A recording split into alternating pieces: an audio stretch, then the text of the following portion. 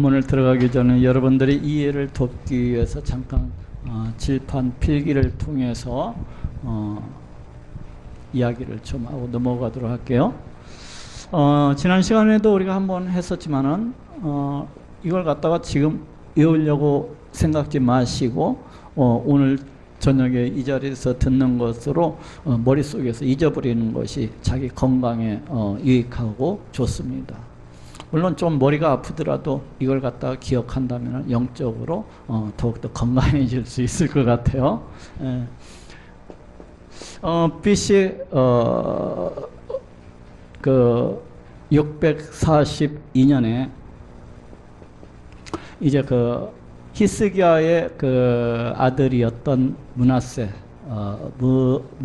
왕이 죽고 이때 사망을 하고 이제 므낫세의 아들이었던 아모니가 BC 640년까지 이렇게 합니다. 그 다음에 BC 640년경에 이르러서 요시야 왕이 이 사람이 이때 8살밖에 안 됐어요. 여러분, 자기 아버지가 너무 그 아몬 왕이 단명을 했기 때문에 그 뒤를 이어서 왕이 되었는데 그때가 8살 때였어요. 너무나도 어리다 보니까 아무것도 할 수 없는 그런 입장이었습니다. 이 요시야 왕이 된 뒤에 BC 628년경에 종교개혁을 갖다가 시도합니다.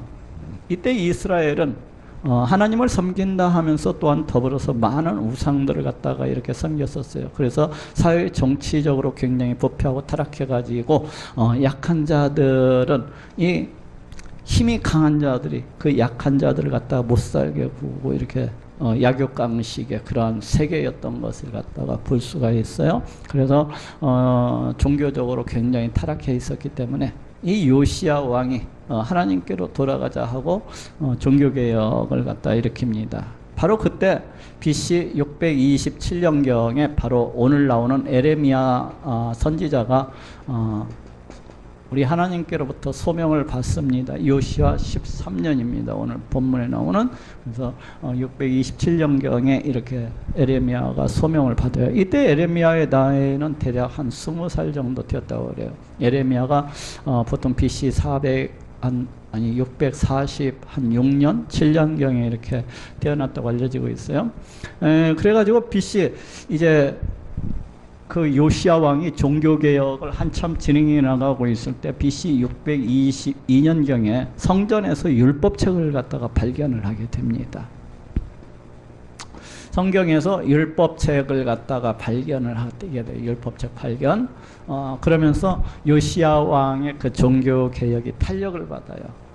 굉장히 탄력을 받고 힘을 얻고 달려나가는 것을 볼 수가 있어요. 그렇지만 유대 나라의 그 부패함과 타락함은 너무나도 심각하기 때문에 우상 숭배가 너무나도 뿌리 깊이 박혀 있었기 때문에 이 요시야 왕의 종교 개혁이 힘을 쏟는데도 불구하고 크게 효력을 발휘하지는 못했던 것을 갖다가 보게 됩니다. 그 다음에 BC 612년경에 이제 아수르의 수도였던 니느웨가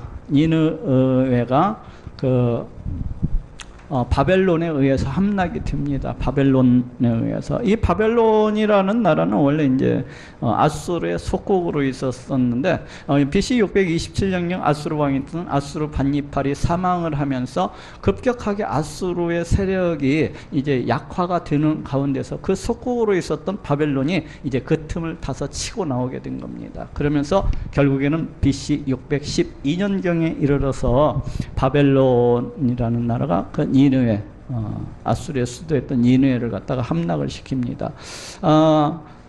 그래갖고 이 패잔병들이 이제 애굽에다가 지원병을 요청을 하죠. 우리 좀 와서 도와달라. 그러니까 애굽은 이 지원병들을 돕는 게 그 목적이 있었던 것이 아니라 이때를 틈타서 고대 근동으로 자기들도 그 영향력을 한번 뻗쳐보고자 하는 그런 야욕이 있었기 때문에 군대를 이끌고 진출을 하게 되는데 그때가 BC 609년이에요. 요시야 왕이 그동안 아수르의 속국에 있었잖아요. 그러다 보니까 아수르가 망하는 것을 보면서 내심 쾌재를 부르고 있었어요. 야, 이제 아수르의 속국으로부터 우리가 드디어 벗어나게 되었구나. 그런데 갑자기 애굽에서 그 망해가는 아수르를 갖다가 돕겠다고 나서니까 별로 기분이 안 좋죠. 그래서 무깃도에서 기다립니다. 무깃도. 여기에서 요시야 왕이 애굽 군대하고 싸워서 요시야 왕이 죽어요. 요시야 왕이 죽습니다. 죽음. 그리고 이 사람의 아들이었던 여호아하스가 왕이 되었는데 한 3개월밖에는 왕위를 지탱하지 못했어요. 이 애굽 왕이 여호아하스를 갖다 볼모로서 잡아가고 그 대신에 요시야 왕의 아들이었던 누구라고요? 여호야김 왕을 갖다가 이제 꼭두각시 왕으로서 세워놓고 절수를 하게 돼요. 네가 내 말만 잘 들으면 너 왕이 보존할 수 있어. 앞으로 애굽 말 잘 들어야 돼 하면서 세워놓고 절수를 하게 되거든요.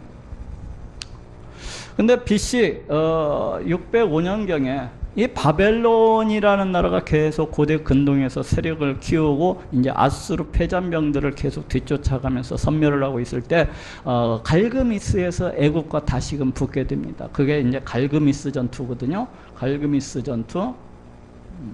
여기에서 애굽 군대가 바벨론 군대한테 크게 패합니다.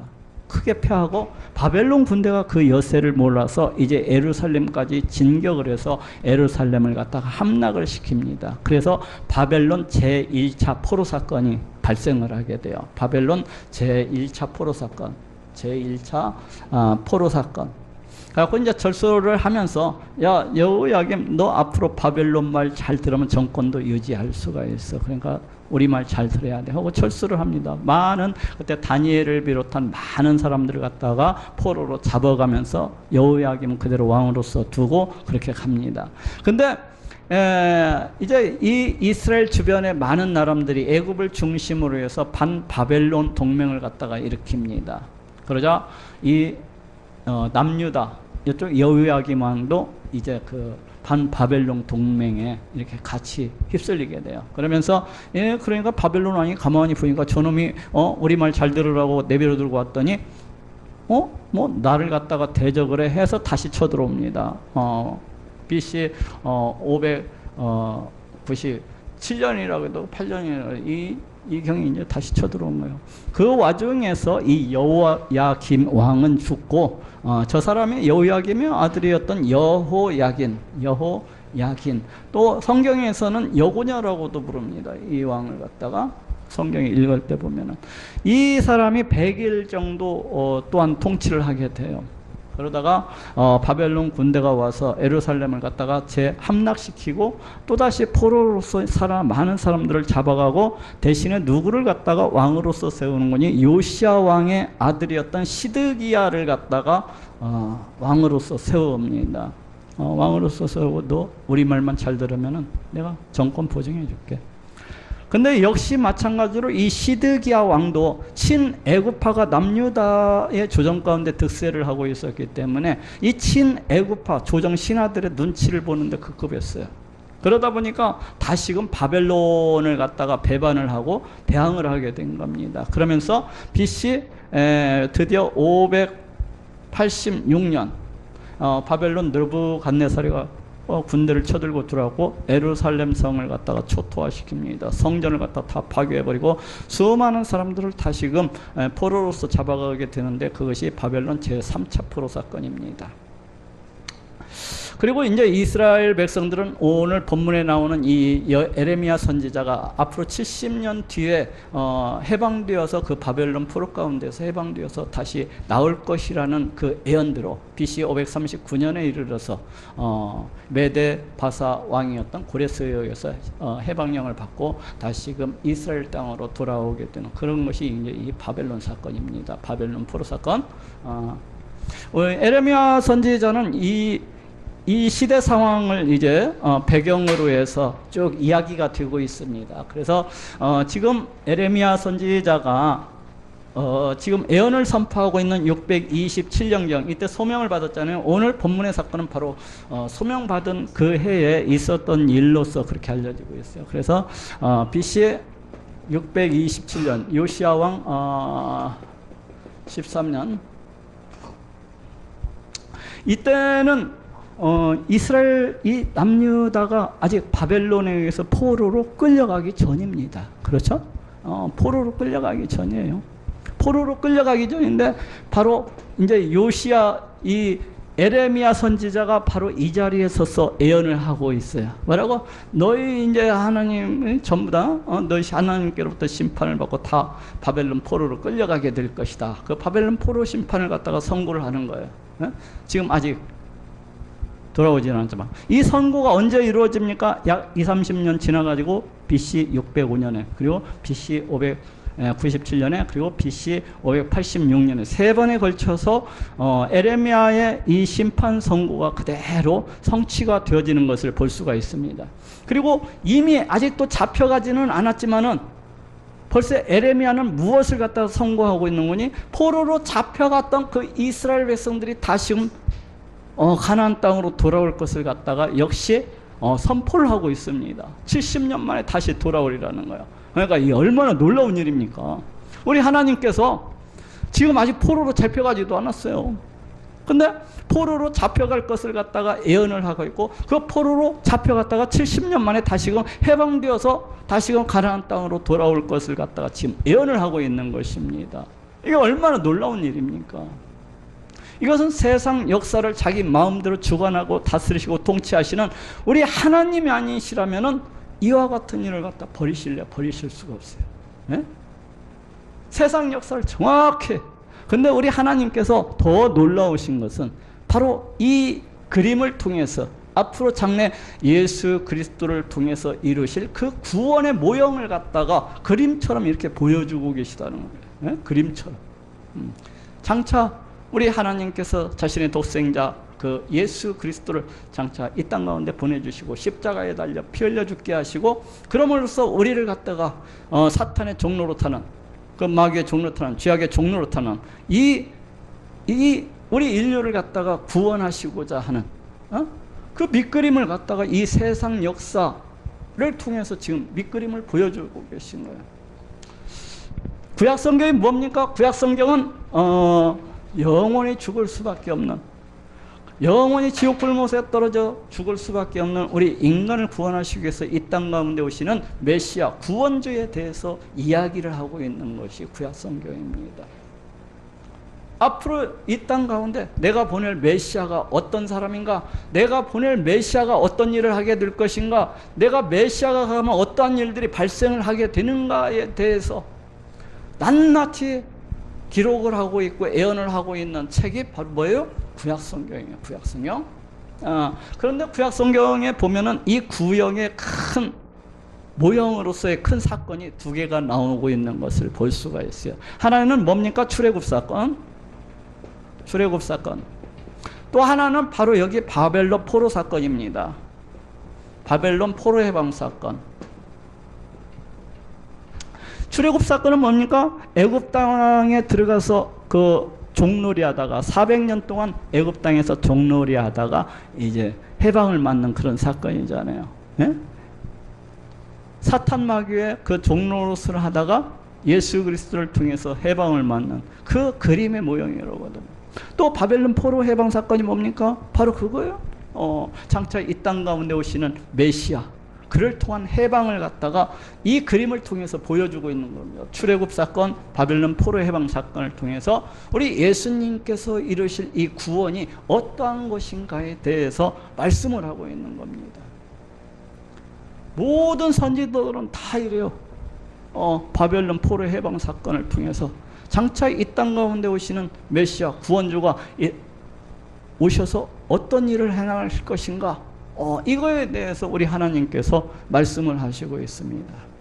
곧 세상 역사를 통해서 우리 하나님께서 그 구원의 밑그림을 갖다가 그려나가시고 계신 것을 볼 수가 있고, 그것의 성취를 통해서 장차 이 땅 가운데 오시는 메시아 예수 그리스도를 통해서 이루실 그 구원의 모형을 갖다가 그대로 제시해주고 있는 거예요.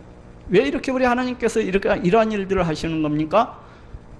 우리 인간이 너무나도 강팍해서 자신의 독생자 예수 그리스도를 이 땅 가운데 보내주실 것이지만 너무나도 강팍하고 너무나도 완악해서 사람들이 안 믿을 것으로 아시고, 야, 너네들 믿어야 돼. 너네들 그렇게 잘난 척하지 말고 자 봐봐.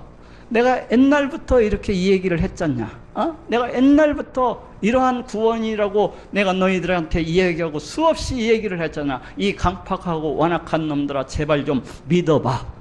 제발 좀 믿어달라는 것입니다, 우리 하나님께서. 그래서 세상 역사를 주관하셔서 장차 이루실 우리 예수 그리스도를 통해서 이루실 그 구원의 밑그림을 갖다가 그려나가시고 계신 거예요. 누가? 우리 하나님께서. 어느 사람이 이렇게 세상 역사를 자기 맘대로 한 나라를 갖다가 일으키시고 한 나라를 갖다가 패하시고 이러면서 자기가 이루실 그 구원의 밑그림을 갖다가 그려나가실 수 있겠습니까? 이게 사람이 가능한 일입니까? 이건 도저히 불가능한 일입니다. 이 세상 역사를 자기 마음대로 주장하시는 우리 하나님이 아니고서는 도저히 이런 그림을 그려나갈 수가 없는 거예요.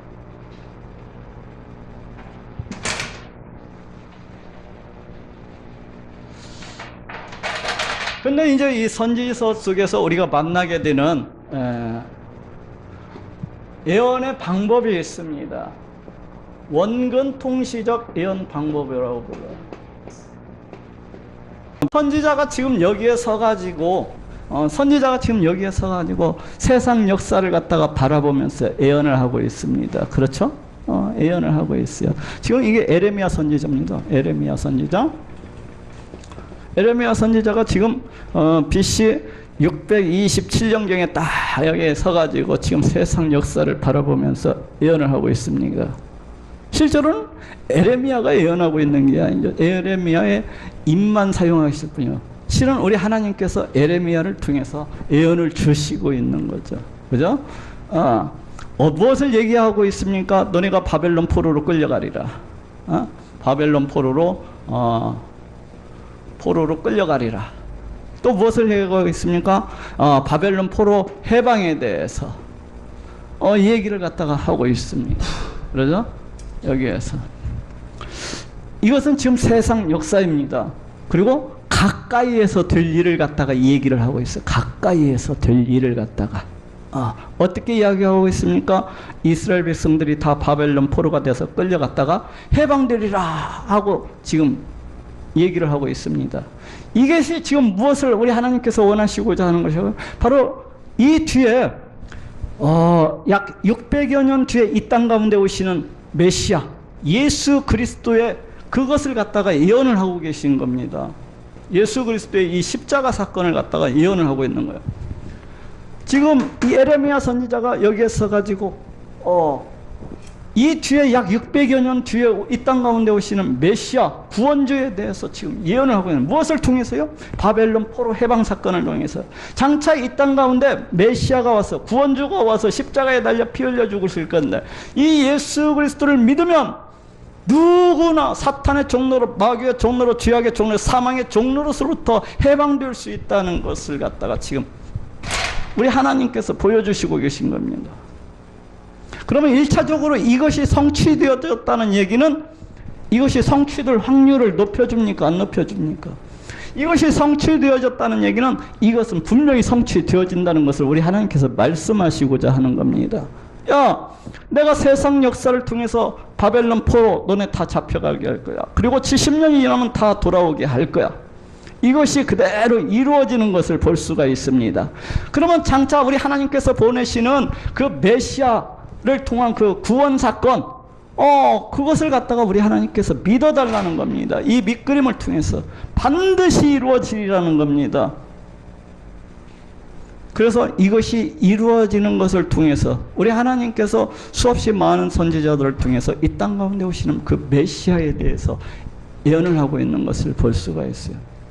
바로 이것이 원근 통시적 예언 방법입니다. 가까운 곳의 성취를 통해서 먼 곳에서 일어나게 될 그 사건, 그것이 성취될 것을 보증을 하는 그런 방법에 의해서 이 선지서들의 기억이 이렇게 예언이 성경에 나오는 이 예언이 그렇게 기록되어져 있는 것을 볼 수가 있어요. 가까운 예루살렘 또 우리 예수님께서도 그럽니다. 이 땅 가운데 오셔가지고 장래 마지막 날에 되어질 그 심판에 대해서 예언하고 계신 것을 볼 수가 있어요. 그러죠?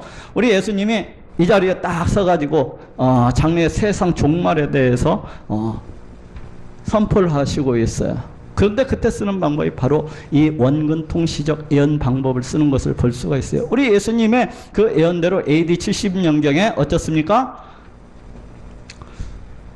예루살렘이 초토화가 되잖아요. 로마 그 디도 장군에 의해서 돌 하나도 남지 않는 그런 초토화가 되는 것을 볼 수가 있어요. 이것을 통해서 무엇을 예언하고 계십니까? 장래 세상 종말 가운데 나타날 종말의 때에 일어날 일에 대해서 지금 예언하고 계신 것을 볼 수가 있어요. 그래서 1차적으로는 정말로 AD 70년경에 우리 예수님의 그 예언대로 예루살렘 성전이 다 돌아나도 남지 않고 다 무너져버리고 예루살렘 성도 다 무너져버리고, 바로 이것은 무엇을 의미하고 있습니까? 장래 종말의 때에 이루어질 그 재난에 대해서 그대로 우리 예수님이 말씀을 하고 계신 겁니다. 이것이 1차적으로 성취가 되어졌다는 얘기는 이것도 반드시 성취되어지리라는 것입니다.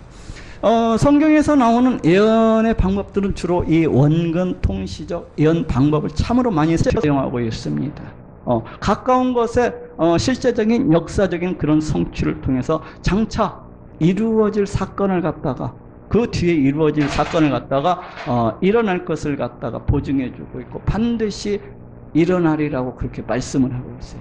이것이 원근 통시적인 그런 예언 방법입니다. 성경에서 주로 이러한 방법을 써서 말씀을 하고 있기 때문에 이것이 이제 우리가 이제 이 에레미야서를 갖다가 공부해 나가면서 강해를 이렇게 해 나가면서 이런 모형들을 갖다가 많이 접하실 수 있을 것이라고 생각을 해요. 우리가 이미 에레미야서 강해할 때에도 수없이 많이 접했었어요. 수없이 많이 접했었어요. 그러면서 이를 통해서 우리 하나님께서 얼마나 놀라우신 분인가, 우리 하나님 얼마나 광대하신 분인가,